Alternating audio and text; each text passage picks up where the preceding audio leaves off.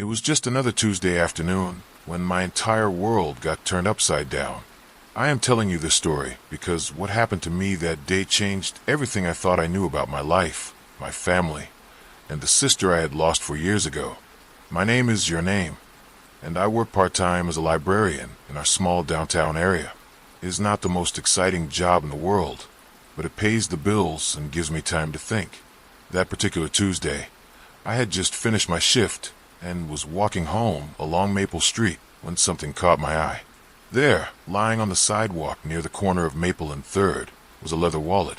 It was scuffed and weathered, with a faded emblem on the front that I could not quite make out. I looked around. The street was completely empty. No one was rushing back to look for it.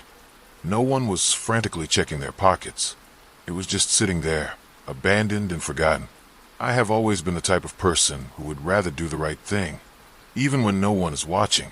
So I picked up the wallet carefully, feeling its weight in my hands. It was heavier than I expected, stuffed with what felt like cards and papers. I knew I needed to find its owner, so I ducked into the nearest coffee shop to examine it properly. The familiar smell of coffee beans and the gentle hum of conversation surrounded me as I found a quiet corner table. My hands were trembling slightly as I opened the wallet. I am not sure why. Maybe it was just the anticipation of playing detective, of reuniting someone with their lost belongings. Inside, there was some cash, not a lot, maybe $40 in crumpled bills.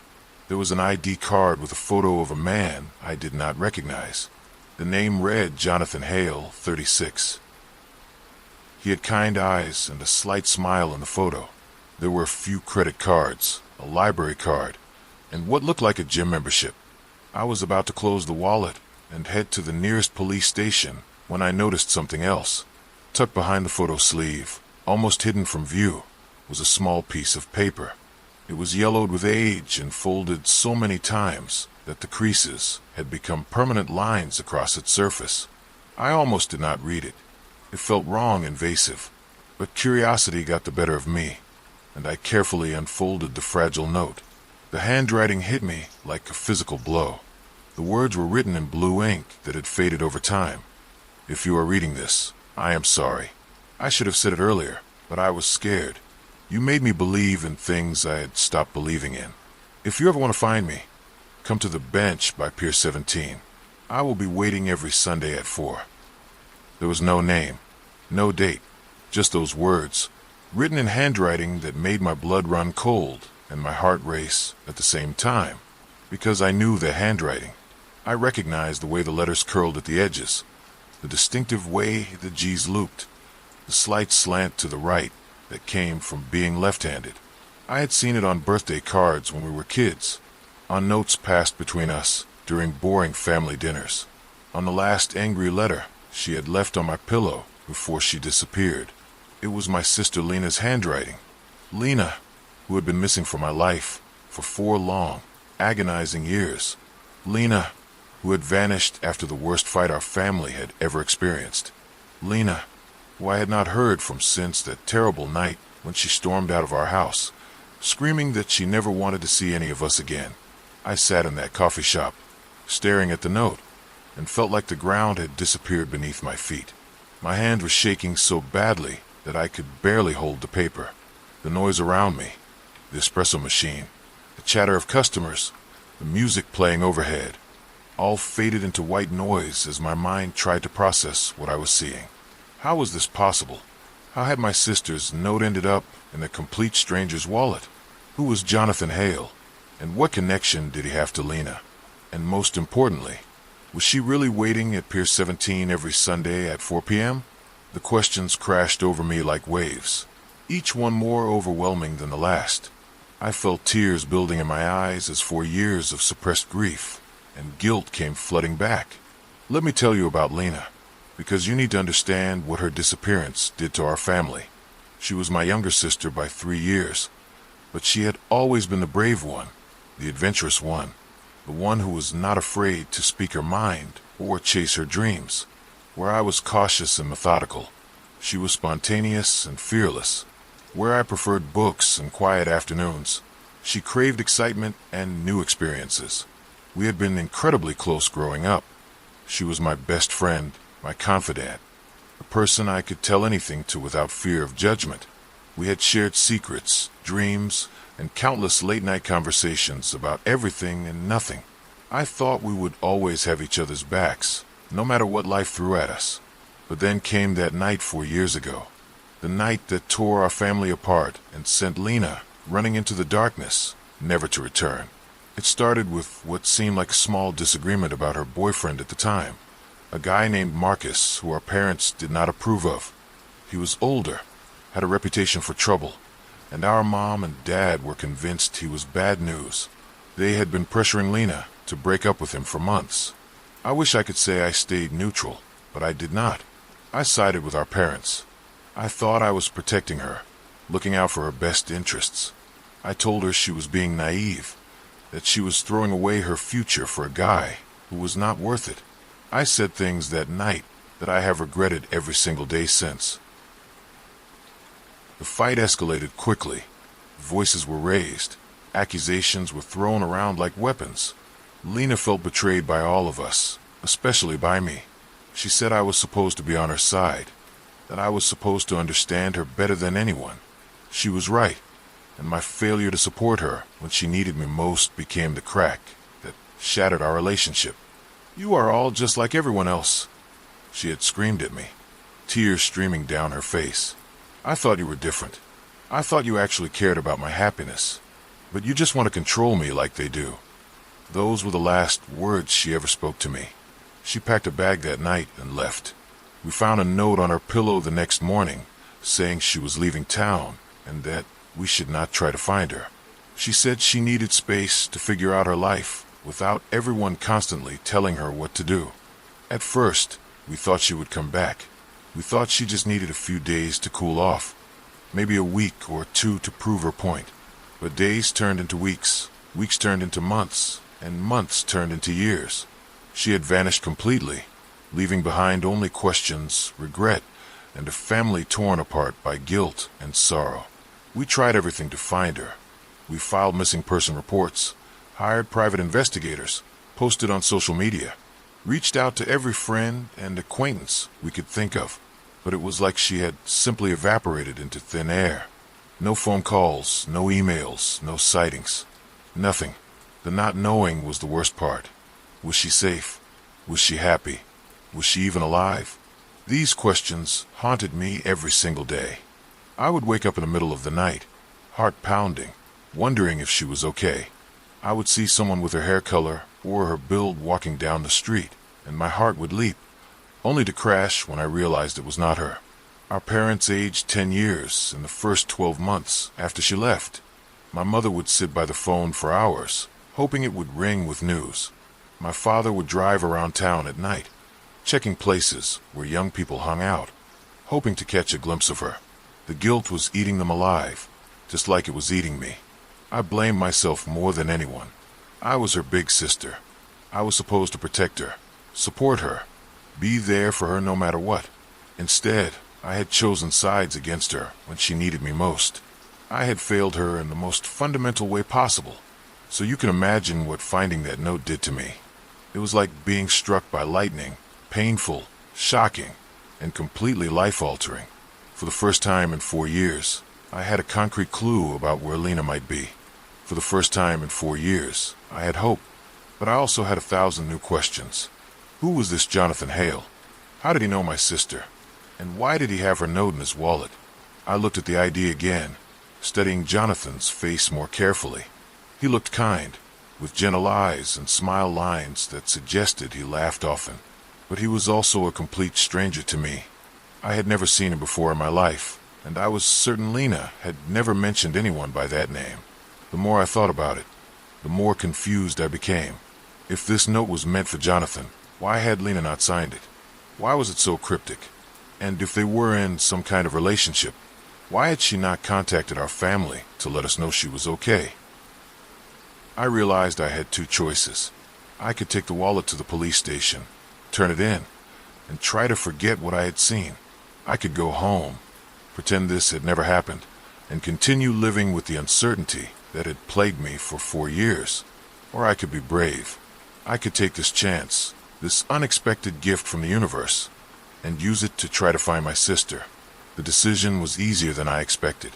I had spent 4 years wondering what had happened to Lena. For years carrying the weight of regret and guilt. I could not let this opportunity slip away, even if it meant facing uncomfortable truths or painful rejections. I needed to find Jonathan Hale. I started with the address on his driver's license. It was across town, in a neighborhood I was not familiar with. My heart was pounding as I drove there, the wallet sitting on the passenger seat, like a ticking time bomb. I had no idea what I was going to say to this man, how I was going to explain why I was returning his wallet while simultaneously interrogating him about my missing sister. The address led me to a modest apartment complex with red brick walls and small balconies overlooking a parking lot. I found apartment 3B and stood outside the door for what felt like an eternity, trying to work up the courage to knock.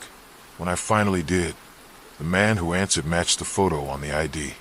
Jonathan Hale looked tired, like he had just woken up from a nap, but his eyes were kind just like they appeared in his picture. "Can I help you?" he asked, looking puzzled. "I found your wallet," I said, holding it out to him, "on Maple Street, near the coffee shop." His face lit up with relief and gratitude. "Oh my God, thank you so much. I have been looking everywhere for it. I thought it was gone forever." He invited me in, offering me coffee and thanking me profusely for my honesty. His apartment was small but cozy, filled with books and plants, and the kind of comfortable clutter that suggested someone who actually lived in their space rather than just existing in it. "I have to ask you something," I said, my voice barely above a whisper. "There was a note in your wallet, a handwritten note about meeting at Pier 17. Jonathan's expression changed immediately. The warmth in his eyes was replaced by something I could not quite identify. Sadness, maybe, or regret. "You read it?" he asked quietly. "I am sorry. I know I should not have, but—" I took a deep breath. The handwriting. I recognize it. It is my sister's. Jonathan sat down heavily in his armchair, running his hands through his hair. For a long moment, he did not say anything, and I wondered if I had made a terrible mistake by coming here. "What is your sister's name?" he finally asked. "Lena. Lena Morrison." He nodded slowly, as if confirming something he already knew. I wondered if someone would come looking for her eventually. "You know her?"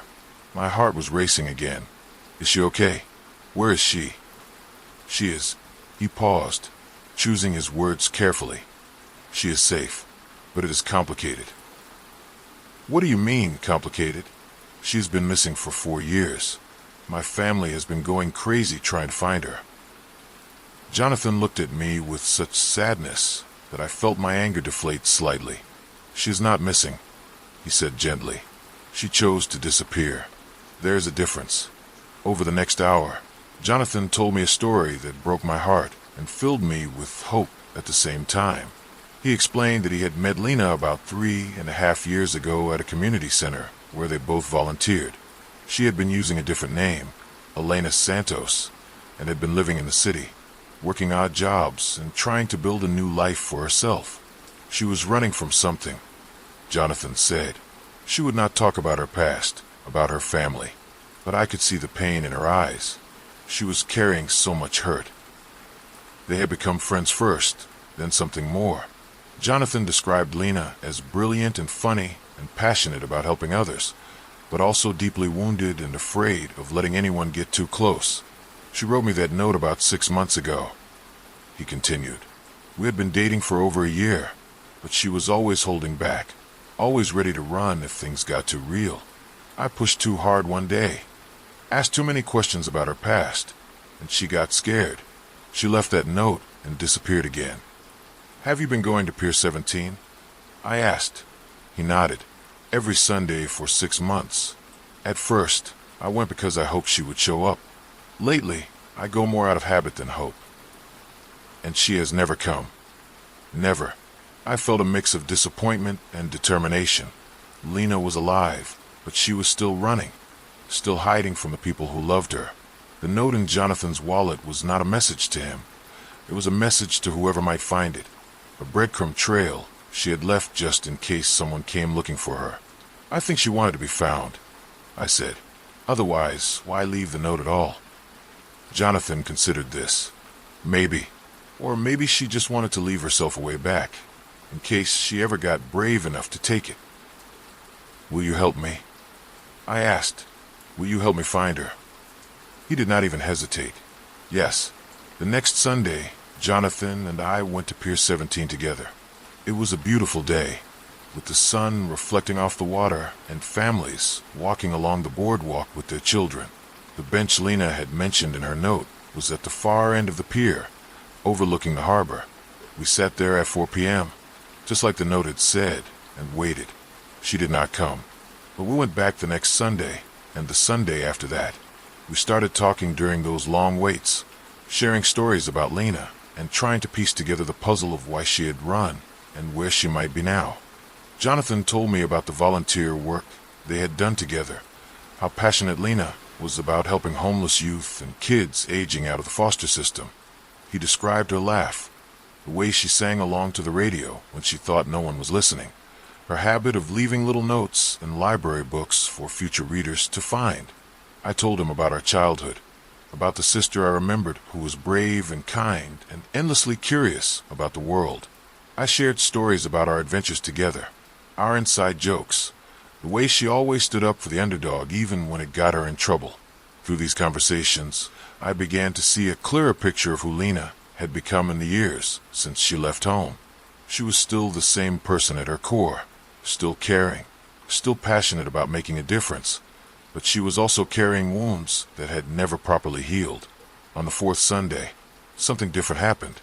As Jonathan and I were sitting on our usual bench, watching the sunset paint the sky in brilliant oranges and pinks, I noticed a woman standing at the other end of the pier.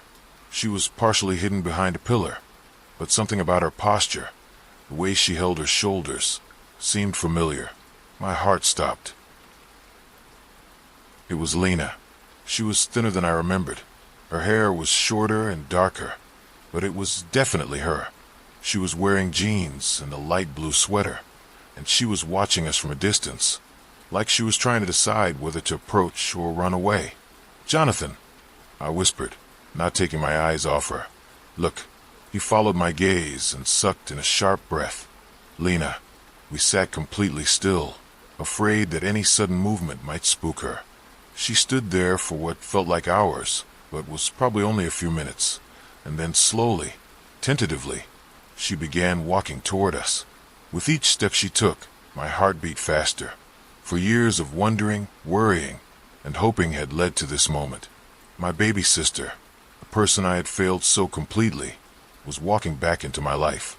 When she was about 10 feet away, she stopped. Her eyes met mine, and I saw 4 years of pain and longing reflected there.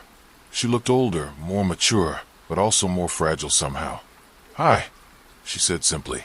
"Hi," I replied, my voice cracking with emotion.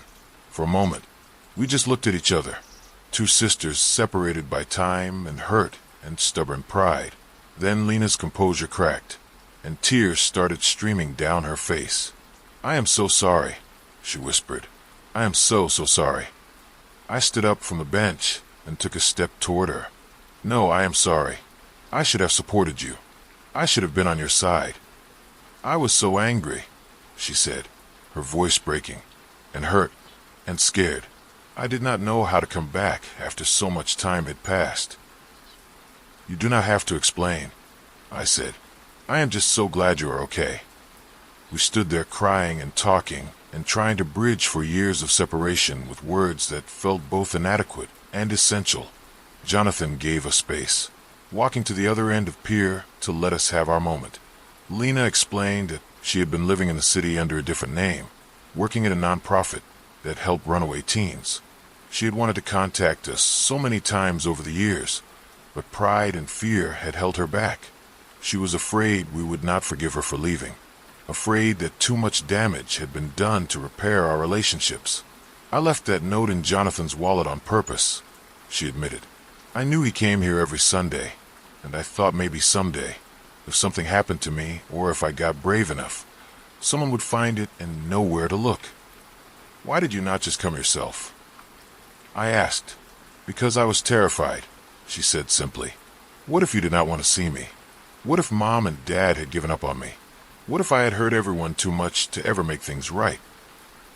I took her hands in mine, feeling how cold they were despite the warm evening. "We never gave up on you," I told her. "Not for one single day. Mom still sets a place for you at Christmas dinner. Dad still checks your old social media accounts, hoping you will post something. I still have your favorite ice cream in my freezer, just in case." That broke her completely. She collapsed into my arms, sobbing like the scared 22-year-old she had been when she left, not the confident woman she had become. I held her tight, feeling like a piece of my heart that had been missing for 4 years had finally clicked back into place. Jonathan eventually rejoined us, and the three of us sat on that bench as the sun set over the harbor, talking about everything and nothing.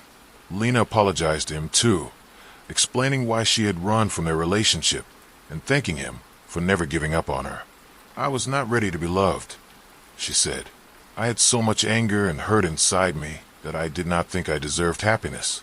But sitting here now, with both of you, maybe I am finally ready to stop running."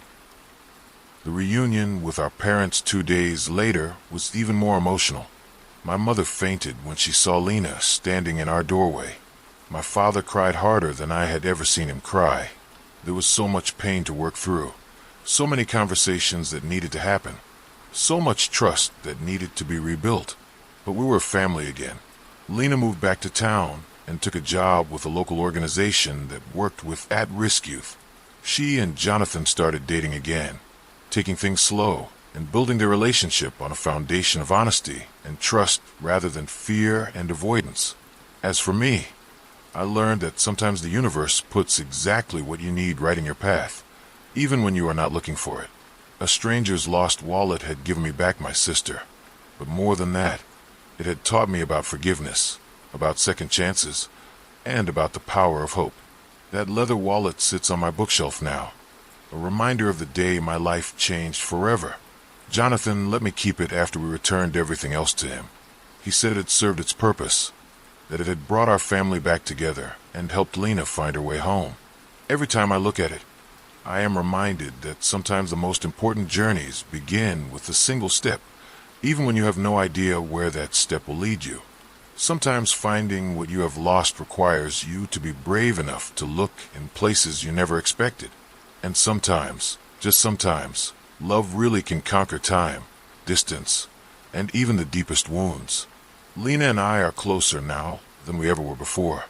We talk every day, share everything with each other, and have built our relationship on a foundation of honesty and unconditional support.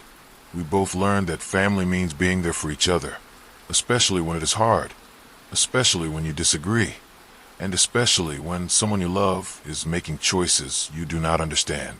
The note that started it all is framed in Lena's apartment now, a reminder of how far she has come and how brave she had to be to find her way back to us. It represents not just a message left in hope, but a bridge built between the person she was when she left and the person she became while she was away. Our story does not have a perfect ending because real life is not perfect. We are still working through years of hurt and misunderstanding. There are still difficult conversations to be had and trust to be rebuilt, but we're doing it together as a family, and that makes all the difference. If you're reading this and you have someone in your life who you have lost touch with, someone you miss but are too proud or too scared to reach out to, I want you to know that it is never too late to try.